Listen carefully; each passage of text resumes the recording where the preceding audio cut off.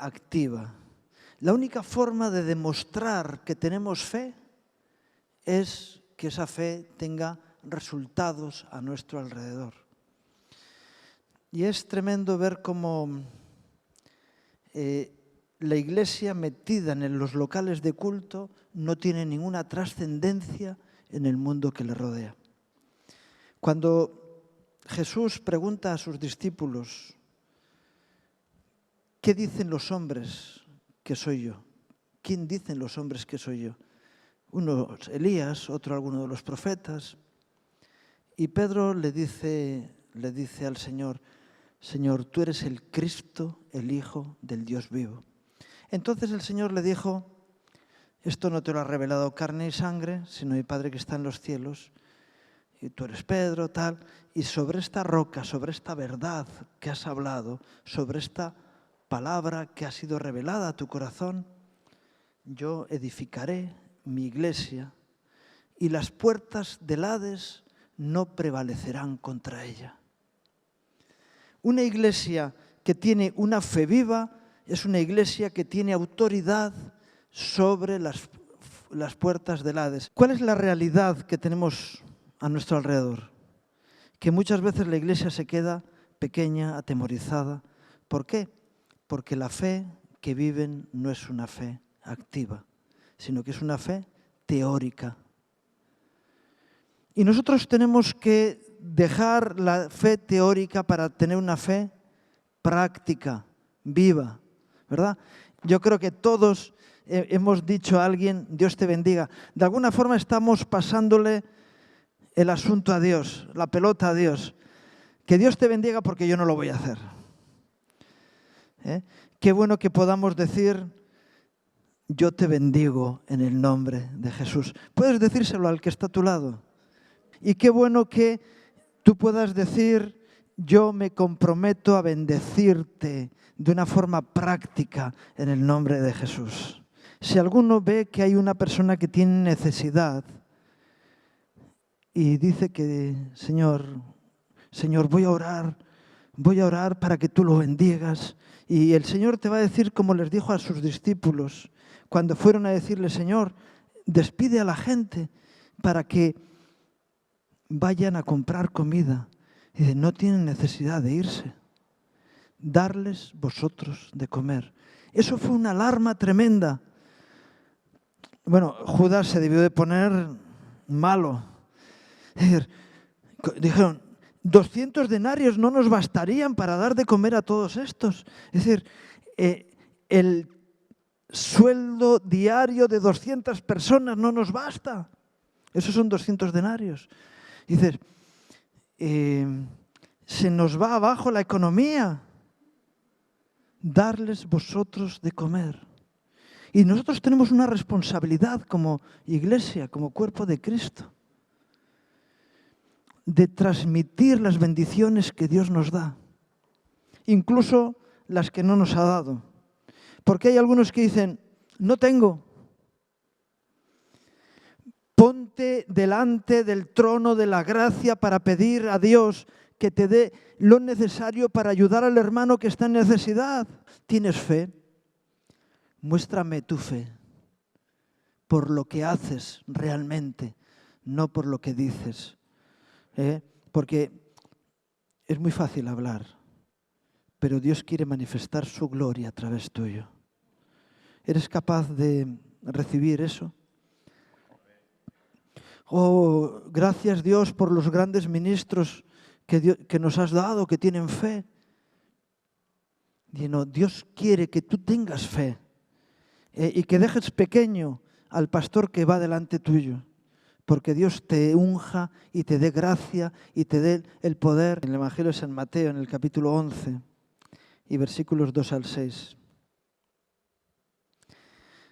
Dice la palabra, y al oír Juan en la cárcel los hechos de Cristo, le envió 2 de sus discípulos para preguntarle, ¿eres tú aquel que había de venir o esperamos a otro? Respondiendo Jesús les dijo, id y hacer saber a Juan las cosas que oís y veis. Los ciegos ven, los cojos andan, los leprosos son limpiados, los sordos oyen, los muertos son resucitados y a los pobres es anunciado el Evangelio y bienaventurado el que no halle tropiezo en mí. He oído a predicadores decir, Juan tuvo una crisis de fe. Yo no creo que Juan tuviera una crisis de fe.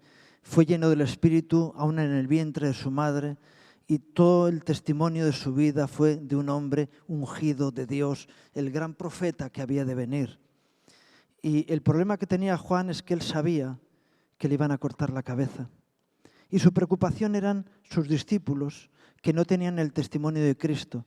Tenían el testimonio de Juan, pero tenían que tener el testimonio de Jesús. Y entonces les envía para que recibieran el testimonio de Jesús.